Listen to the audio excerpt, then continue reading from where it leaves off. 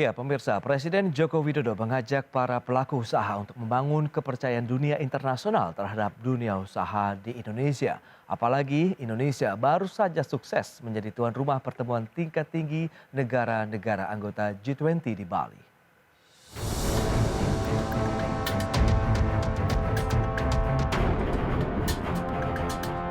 Kepercayaan.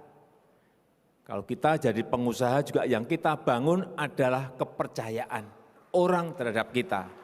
Ini juga sebagai negara kita juga membangun kepercayaan internasional, kepercayaan global, kepercayaan negara-negara lain terhadap Indonesia. Ini yang tidak mudah. Ini yang tidak mudah. Kenapa negara lain internasional, global percaya kepada kita? Karena memang kita bisa dipercaya. Dan konkret, real. Menyajikan angka-angka. Ekonomi kita bagus.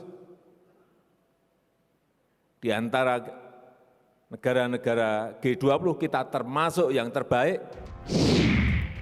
Demikian pernyataan Presiden Joko Widodo dalam Munas ke-17 Himpunan Pengusaha Muda Indonesia beberapa waktu lalu untuk mengajak keterlibatan para pelaku usaha di tanah air dalam membangun dan meningkatkan kepercayaan pelaku usaha global terhadap dunia usaha dan iklim investasi di Indonesia.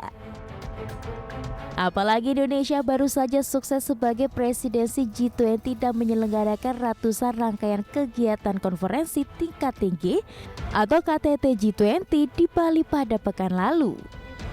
Presiden menegaskan kesuksesan tersebut tidak akan terjadi tanpa adanya kepercayaan dunia internasional yang tentunya tidak mudah untuk diperoleh. Oleh sebab itu, Presiden juga meminta pelaku usaha nasional terus berusaha untuk bisa mendapatkan kepercayaan. Belum lagi ditambah dengan kinerja perekonomian nasional yang termasuk kategori terbaik dibandingkan dengan negara anggota G20 lainnya.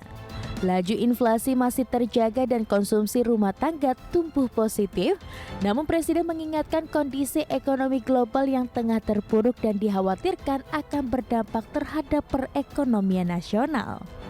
Pemerintah juga harus berhati-hati dalam menentukan dan memutuskan strategi serta kebijakan nasional terutama yang berkaitan dengan hajat hidup orang banyak.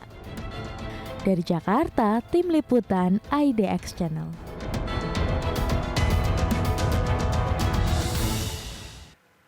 Ya, pemirsa, untuk membahas tema berikutnya, hari ini kita akan membahas pemerintah ajak pengusaha bangun kepercayaan internasional sudah tersambung melalui Zoom bersama dengan Bapak Sarman Simanjorang. Beliau adalah Ketua Umum DPP, Himpunan Pengusaha Pribumi Indonesia HIPI DKI Jakarta. Ya, halo, selamat pagi. Pak Sarman, apa kabar? Selamat pagi Mas Pras, salam sehat dan semangat selalu dari Solo, dari Arena Munas HIPMI, kebetulan masih di Solo ini. Baik, terima kasih atas waktu yang disempatkan. Ini menarik. Kita akan review dulu nih dari kacamata Pak Sarman ya. Untuk dunia usaha, dunia investasi kita pasca kesuksesan Indonesia menyelenggarakan event G20, Pak. Silakan.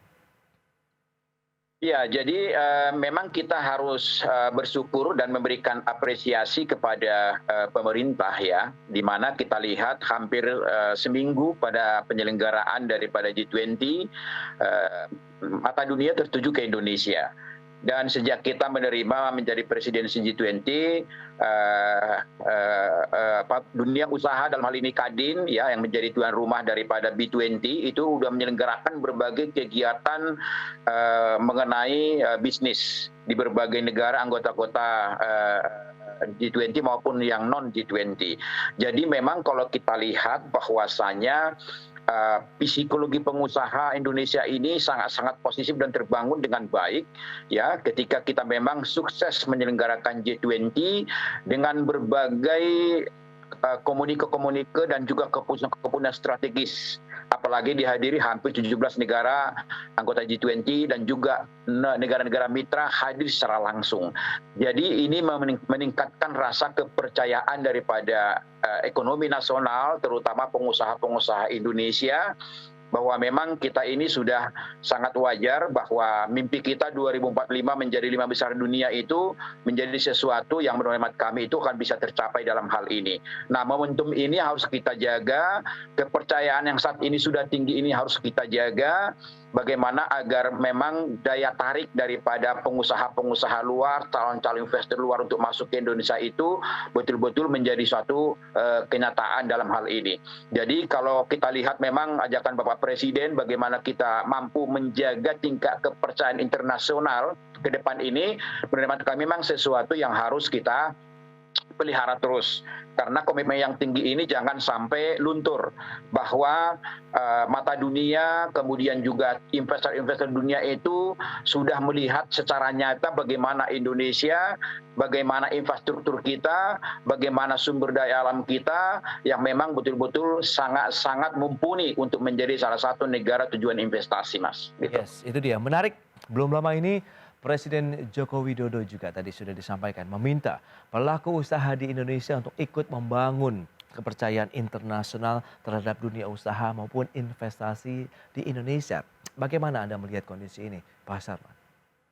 Ya, jadi kalau kita lihat bahwa ajakan Bapak Presiden ini memang untuk bagaimana pemerintah, ya, kemudian juga terutama pelaku usaha sudah harus memanfaatkan momentum ini. Peluang-peluang ini untuk meningkatkan kerjasama dan juga kolaborasi dengan berbagai negara-negara atau pengusaha-pengusaha negara-negara luar yang memang sudah memiliki suatu komitmen untuk masuk ke Indonesia.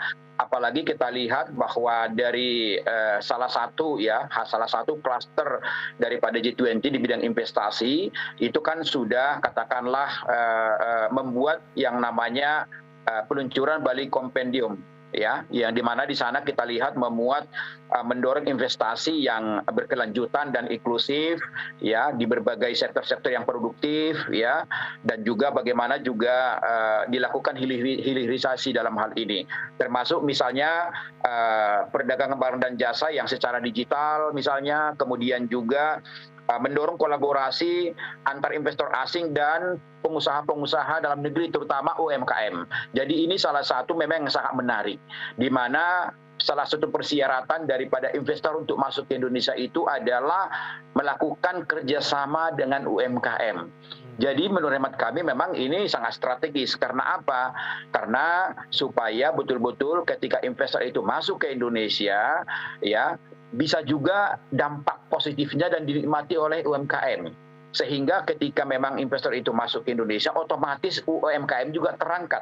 Karena apa? Sudah diwajibkan melakukan suatu kerjasama dan kolaborasi. Dan ini sangat-sangat positif menurut hemat kami, ya, karena bagaimanapun UMKM ini menjadi salah satu basis kekuatan ekonomi kita, dan di sana banyak tenaga kerja yang terserap, kemudian juga menggerakkan juga sektor-sektor ekonomi arus bawah dalam hal ini, Mas. Gitu. Betul, dan itu juga yang menjadi penopang, ya, ketahanan ekonomi nasional dari sektor UMKM. Jadi memang mereka juga harus dinaikkan kelasnya begitu ya, Pak Sarman, ya? Betul, betul. Jadi selama ini kan kita lihat karena tidak ada kewajiban, maka UMKM ini hanya menonton, ya, melihat bagaimana investor-investor dengan nilai investasi yang begitu banyak, ya, ratusan miliar, triliunan, tapi UMKM tidak punya dampak apa-apa. Tapi ketika memang ada kewajiban dan keharusan, saya rasa memang ini sesuatu terobosan pemerintah yang luar biasa, ya, sehingga memang UMKM ini pelan-pelan akan bisa naik kelas, ya, dari mikro ke kecil, dari kecil menengah, ya, syukur-syukur bisa menjadi besar dalam hal ini. Baik, ini menarik kalau kita lihat dengan tujuan pemerintah sendiri. Lantas keberhasilan dari penyelenggaraan G20, apakah ini bisa menjadi pijakan, menjadi modal kuat juga nih bagi pelaku usaha domestik untuk membuka peluang kerjasama dengan pengusaha global? Oh iya, betul, betul. Karena kita lihat, ya, dalam setahun, ya, kita menjadi presidensi, Kadin itu kan misalnya sebagai induk pelaku-pelaku usaha kita kan sudah diberikan tugas menjadi tuan rumah yang namanya B20. Okay. Nah, di sana sudah terjadi banyak sekali kegiatan, banyak sekali pertemuan-pertemuan dilakukan yang semuanya ingin bagaimana agar para investor-investor luar itu masuk ke Indonesia. Dan Kadin sudah membuka akses yang luar biasa dalam hal ini, dan dari berbagai sektor-sektor bidang-bidang usaha yang sudah ditawarkan itu, saya rasa juga ini menjadi sesuatu yang sangat menarik mereka untuk masuk. Apalagi kita lihat bahwa dalam G20 juga kan sudah ada penandatanganan daripada beberapa calon investor untuk masuk, misalnya seperti ExxonMobil dari Amerika misalnya yang mencapai 2, miliar dolar misalnya. Kemudian dari Cina juga misalnya tentang pengembangan ekosistem kendaraan listrik misalnya. Kemudian dari Jepang dan Inggris pengembangan angkutan massal misalnya. Kemudian dari Turki juga pengembangan bus listrik misalnya. Ini kan peluang-peluang yang sudah ditandatangani, yang sudah real pada saat G20. Artinya ini juga menjadi peluang bagi namanya pelaku-pelaku usaha dalam negeri, bagaimana momentum ini juga bisa dimanfaatkan menjadi mitra-mitra daripada investor-investor ini dalam hal ini. Jadi menurut hemat kami memang bahwa ini sudah menjadi kesempatan emas ya, karena kita lihat apalagi kita menghadapi yang namanya krisis global tahun depan. Ya, di mana pertumbuhan ekonomi kita ini menjadi penopang daripada pertumbuhan ekonomi ya, tapi kita akan melihat bahwa mungkin tidak bisa lagi kita andalkan ke depan yang namanya 100% kepada konsumsi rumah tangga, tapi bagaimana supaya investasi ini juga bisa mendorong. Karena investasi ini juga memiliki suatu nilai yang sangat strategis untuk menopang pertumbuhan ekonomi kita. Sehingga kalau tahun depan misalnya investor bisa masuk banyak ke Indonesia, tentu ini akan memperkuat lagi struktur ekonomi kita, akan memperkuat lagi yang namanya pertumbuhan ekonomi kita secara positif. Gitu. Oke, Pak Sarman, lantas langkah dan strategi apa yang harus diterapkan begitu oleh pengusaha di dalam negeri? Berikut ini kami sampaikan infografik untuk Anda terkait dengan kinerja ekonomi Indonesia. Data-datanya seperti yang bisa Anda saksikan. Untuk pertumbuhan ekonomi tercatat 5,72%, kemudian konsumsi rumah tangganya juga masih tumbuh 5,4%, inflasi ini juga masih cukup terkendali 5,7%, dan kinerja ekspor 21,6%. Lantas bagaimana dengan realisasi investasi di Indonesia? Ya, seperti yang bisa Anda saksikan, ini per kuartal ya, antara kuartal 2 dan kuartal 3. Ada kenaikan hingga 42,1%, dari 216,7 triliun meningkat menjadi 307,8 triliun rupiah pada kuartal 3 tahun ini. Dan kita akan lihat sumber dari realisasi investasi di Indonesia pada kuartal 3 itu dari mana saja. Ya, untuk penanaman modal asing PMA itu ada pertumbuhan sekitar 45,1%, di angka 168,9 triliun rupiah. Sementara untuk PMDN-nya atau penanaman modal dalam negeri 138,9 triliun rupiah. Baik, kita akan lanjutkan kembali perbincangan bersama dengan Bapak Sarman Simanjorang. Ya, Pak Sarman, kalau kita cermati dengan kondisi yang ada begitu, beberapa waktu lalu juga Presiden menekankan bahwa memang tidak mudah ini membangun kepercayaan internasional terhadap Indonesia. Nah, lantas strategi apa yang harus diterapkan oleh pengusaha Indonesia untuk bisa meyakinkan dari investor ataupun pelaku usaha global untuk mereka menanamkan dana mereka di Indonesia? Ya, memang pertama seperti tadi sudah ditayangkan ya dari IDX Channel bahwa modal kita saat ini yang perlu ya dan menjadi tingkat kepercayaan asing adalah dari sisi pertumbuhan ekonomi kita sangat-sangat positif ya, di angka 5,72%. Kemudian juga inflasi juga kita masih terkendali. Kemudian juga kita lihat juga inflasi kita sangat terkendali. Kemudian juga daya beli pasar kita berhasil terjaga dalam hal ini. Nah, ini kan menjadi modal utama dalam hal ini. Karena ketika investor itu ingin masuk ke satu negara, tentu akan dilihat bagaimana pertumbuhan ekonominya, bagaimana inflasinya, bagaimana kinerja ekspornya, dan lain-lain. Ini udah menjadi modal utama dalam hal ini. Nah, itu yang pertama. Yang kedua, ya dalam hal ini memang bagaimanapun bahwa pengusaha-pengusaha lokal ya harus berbenah dalam arti kata bagaimana mampu menyesuaikan keinginan daripada investor-investor yang ingin masuk. Nah, kita lihat pertama dari sisi pemerintah bahwa pembenahan di bidang perizinan itu dari hari ke hari sudah semakin membaik dalam hal ini. Apalagi kita tahu bahwa memang G20 ini kan menjadi momentum kita untuk menunjukkan hasil reformasi struktural, antara lain Undang-Undang Cipta Kerja. Ya, di mana kita lihat Undang-Undang Cipta Kerja ini salah satu tujuannya adalah bagaimana mampu memberikan suatu kepastian kepada calon-calon investor mengenai perizinan, ya, mengenai infrastruktur, ya, mengenai berbagai regulasi pendukungnya misalnya. Nah, ini yang sudah disampaikan dan pesan ini sudah ditangkap posisi oleh calon-calon investor. Nah, bagaimana kesiapan kita, terutama pengusaha-pengusaha Indonesia untuk menyambut baik dan memberikan karpet merah kepada calon investor ini, dan juga menjadi mitra yang strategis, ya, sehingga kita harapkan memang di samping pelaku-pelaku UMKM juga mendapat porsi, akan tetapi juga mitra-mitra pengusaha-pengusaha yang lain juga bisa juga memanfaatkan momentum ini, ya, karena bagaimanapun ketika mereka masuk, di samping mereka diwajibkan juga untuk bekerja sama dengan UMKM, tapi juga mereka pasti membutuhkan juga mitra strategis dalam hal ini, ya, pelaku-pelaku usaha lainnya dalam hal ini. Jadi memang kita sangat yakin bahwa pengusaha-pengusaha Indonesia sudah berbenah dan akan siap menjadi mitra daripada calon-calon investor kita, Mas Pras. Baik, yang menarik juga Indonesia telah mengantongi komitmen investasi pada saat KTT G20 lalu itu 125 triliun rupiah atau 8 miliar dolar Amerika. Apakah ini menjadi bukti bahwa mereka percaya pada Indonesia, Pak Sarman? Saya rasa memang iya.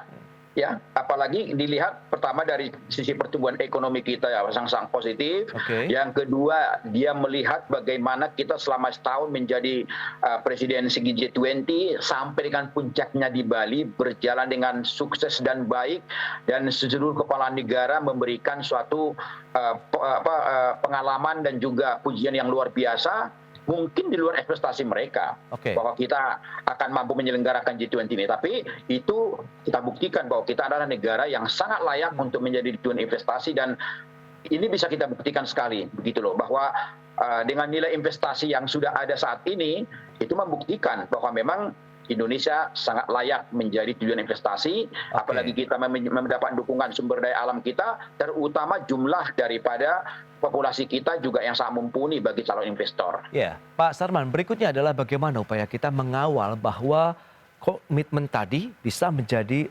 realisasi. Seperti apa kira-kira? Ya, tentu memang begini, bahwa komitmen ini bukan hanya B2B, tapi juga disaksikan oleh G2G dalam hal ini. Nah, tentu memang ini harus berjalan dua-duanya. Ya kan, artinya dari B2B-nya berjalan, kemudian juga dari G2G juga harus berjalan. Karena apa?